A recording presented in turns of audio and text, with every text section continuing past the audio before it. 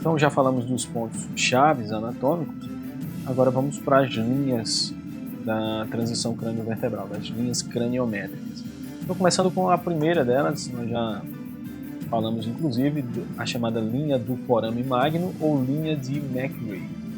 A linha do forame magno é composta aqui desse ponto inicial, que é o basium, e desse outro ponto aqui, que é a porção posterior do forame magno, que é o ostium.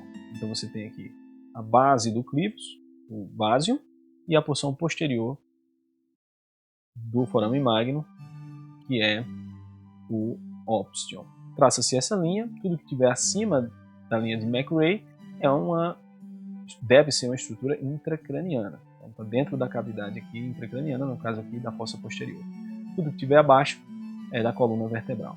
De modo que não se espera que uma estrutura aqui da fossa posterior atravesse a linha de McRae, como acontece nesse caso aqui.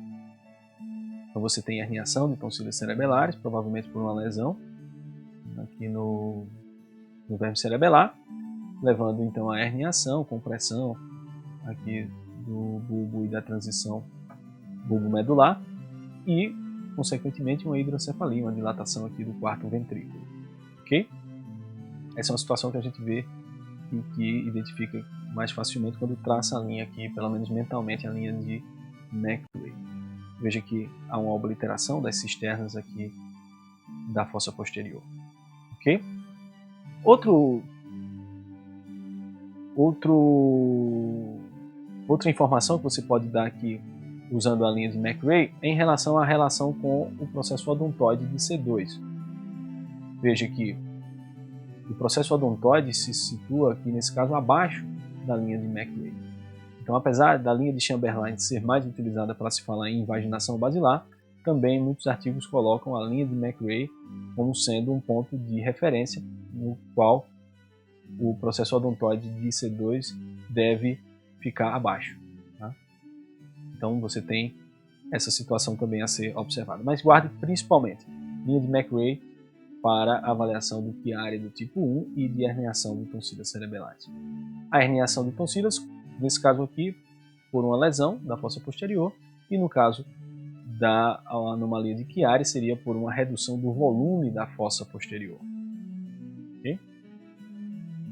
Olha essa outra linha, nós já falamos também, a chamada linha de Chamberlain.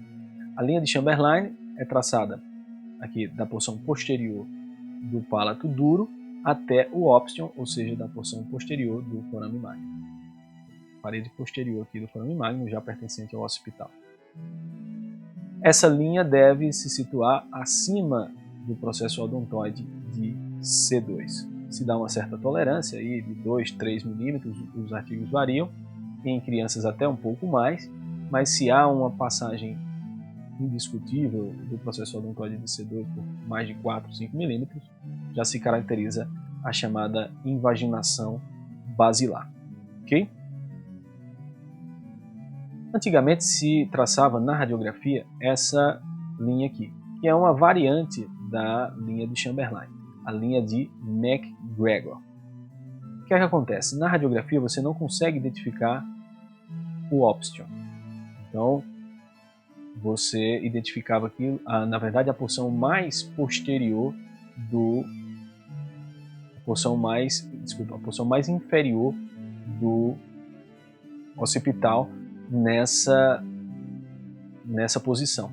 Então, não se identificava aqui o ostium, mas se identificava essa ponta inferior do occipital. Então, se traçava do processo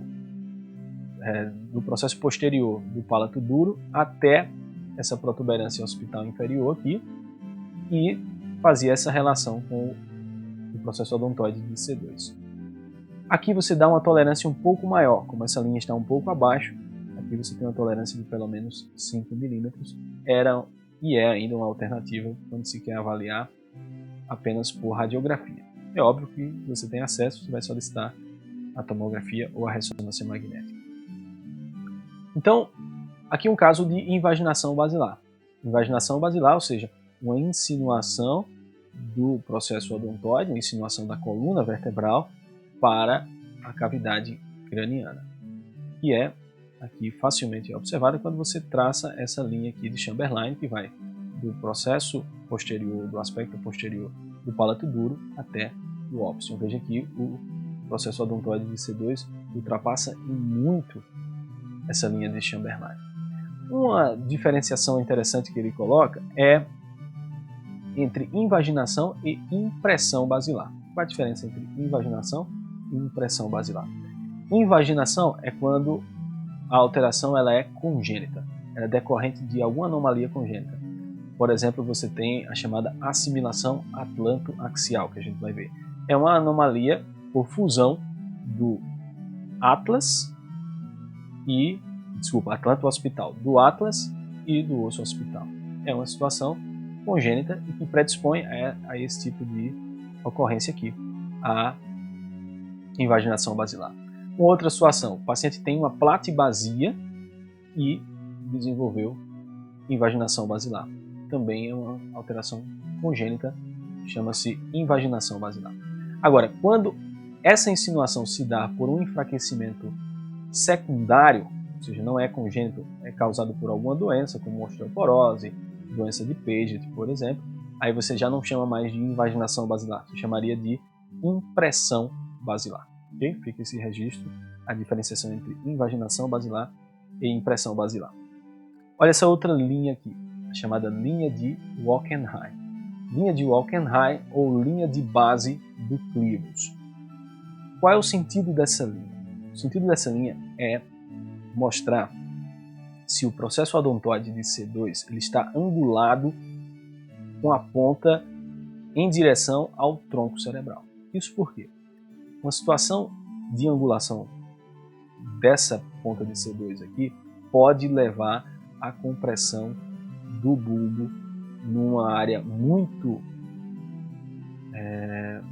nobre, responsável, por exemplo, pelos batimentos cardíacos, pela respiração e, inclusive, levar à morte súbita. Ok? Então, é uma situação de relativo risco, obviamente a depender do grau de compressão, onde você pode ter, sim, compressão da cisterna pré-bulbar e, eventualmente, inclusive, lesão do bulbo. Ok? Então, se traça aqui a linha de base do clivus ou linha de Chamberlain. Como é que se trata, ou linha de Walkenheim? Como é que se traça essa linha? Você vai passar aqui uma linha pelo clivus, reta, pelo clivus, e uma outra linha pela margem posterior de C2. Vamos traçar uma linha pelo clivus, uma outra linha pela margem posterior de C2. O ângulo normal aqui é um ângulo de 150 graus ou mais.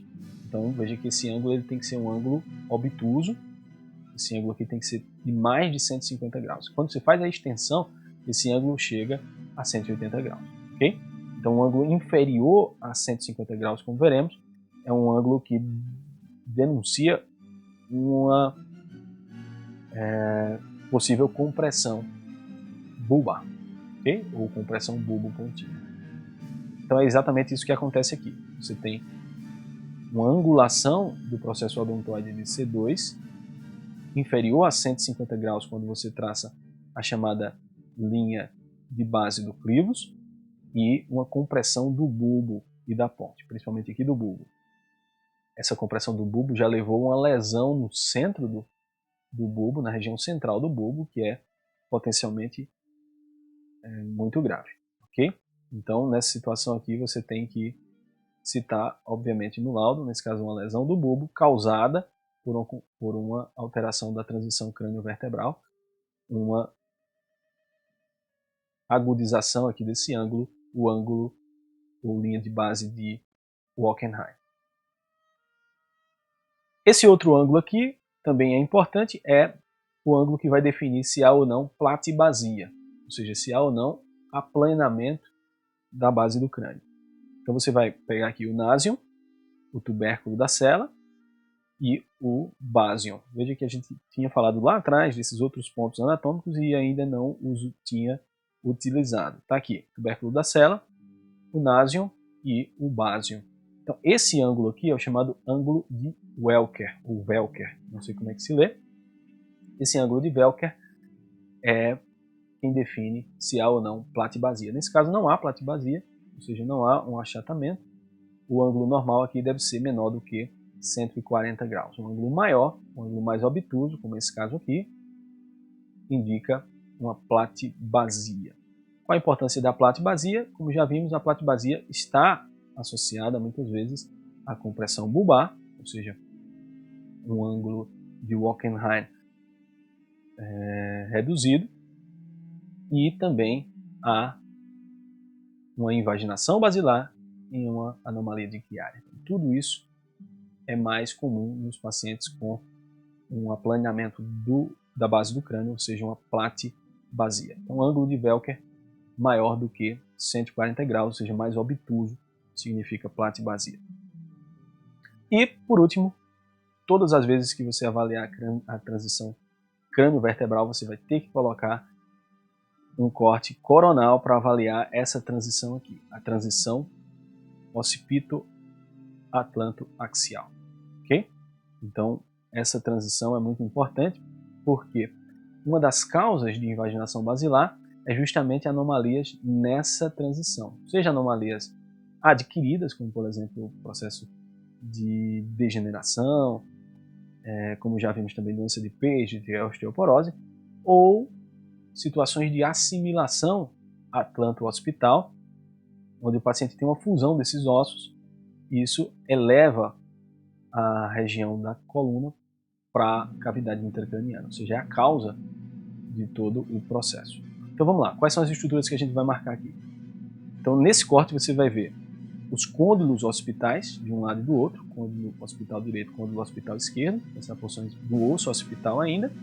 Aqui você tem as massas laterais de C1, aqui você tem o processo odontoide de C2, aqui o corpo de C2, corpo do axis, e aqui você tem a articulação entre C2 e C1, articulação atlanto-axial. Então essa é a articulação atlanto-axial, essa é a articulação atlanto-occipital. Atlanto-axial, atlanto-occipital. Ok? Preste atenção principalmente na articulação atlanto-occipital, porque se há uma assimilação aqui, você tem uma predisposição à invaginação basilar. É óbvio que você vai avaliar também a articulação atlanto-axial, ou seja, a articulação entre C1 e C2, à procura de algum alargamento, por exemplo, desses ligamentos, ou alargamento aqui. Mas nessa aula eu queria que vocês guardassem principalmente a assimilação atlanto-axial. E aí você vai traçar essa linha na articulação atlanto-axial de um lado, nessa articulação atlanto-axial do outro, e essas linhas devem se encontrar no processo odontoide de C2, no meio do processo odontoide de C2. Ok? Veja essa outra situação. Você tem aqui corte coronal, processo odontoide de C2, massas laterais aqui de C1, tá vendo? Articulação atlanto-axial, ou seja, articulação entre C2 e C1, porém, cadê a articulação entre C1 e o occipital? Há uma fusão dessa articulação. Então você não consegue traçar aquela linha, né? E se traçasse não cairia aqui na ponta de C2, cairia bem no meio. Então você tem aqui uma assimilação atlanto-axial que é vista no corte coronal e que denuncia a causa da invaginação basilar nesse caso. Aqui uma outra situação de assimilação atlanto-axial. Veja, dente de C2, veja as massas laterais de C1 e a fusão das massas laterais de C1 com o occipital. Então, volta lá para aquela imagem, você tem aqui massas laterais de C1 e o occipital, e uma articulação entre eles. Nessa situação você já não tem mais essa articulação, há uma fusão aqui e uma fusão aqui, e essa situação é a mesma coisa. Fusão em um único osso. Isso predispõe, nesse caso a fusão, e predispõe a invaginação basilar. Veja como o processo odontoide de C2 ele se insinua até a região intracraniana. Então veja esse outro caso, uma alteração aqui, não sei se primária ou secundária, da região atlanto-occipital. Veja, esse aqui é o arco anterior de C1, esse aqui é o occipital.